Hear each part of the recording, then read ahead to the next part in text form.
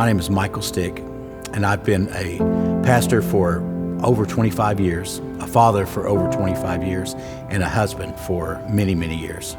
I do remember being a father for the first time. I remember the expectancy. I remember the joy. We had high expectations for all of our kids, as any parent should. We wanted the best for our kids.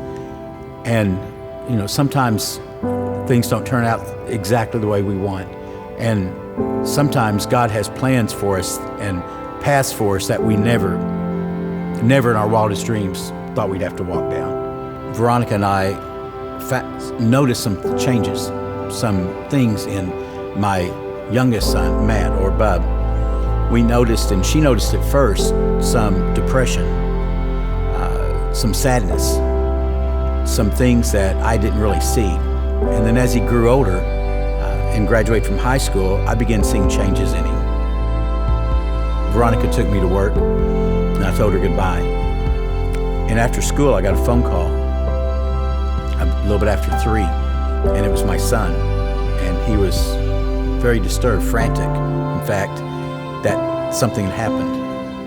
And he sounded like a child, and something was very, very wrong. I knew something was wrong. I just had no idea what.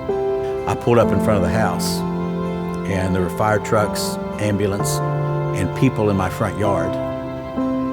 And I walked up, and I saw my wife lying on the ground. And as I got closer, I saw that they were trying to revive her, that she had a hole in her chest. I knew she's gone. That day, my son had with an undiagnosed mental illness, had a psychotic breakdown, I guess if you will. And he thought that he was trying to save her soul. And instead, he took a knife and plunged a knife through her heart and killed her almost instantly. The Bible says that Jesus is our mediator between God and the Father. He's our advocate. He's one that stands, for God through us, through his blood. And there was a point in my son's life as he was arrested that he had no voice. He had no one to speak for him. He couldn't speak for himself, especially in his mental illness and his incarceration. And at that point, I knew that I needed to be his advocate. I needed to be his voice. I started making phone calls, contacting people, trying to get our story told, trying to make people aware of where he was and what was happening. Just recently, he was declared not guilty by reason of insanity and will be going to the Oklahoma Forensic Center for treatment. And now our hope has changed. Before we hoped to keep him out of prison, we hoped that his mind would return someday. Now we have hope for healing. We have hope that through the doctors there, that he'll be good enough someday and well enough someday to come home. On October 5th, 2012, my wife went to be with the Lord.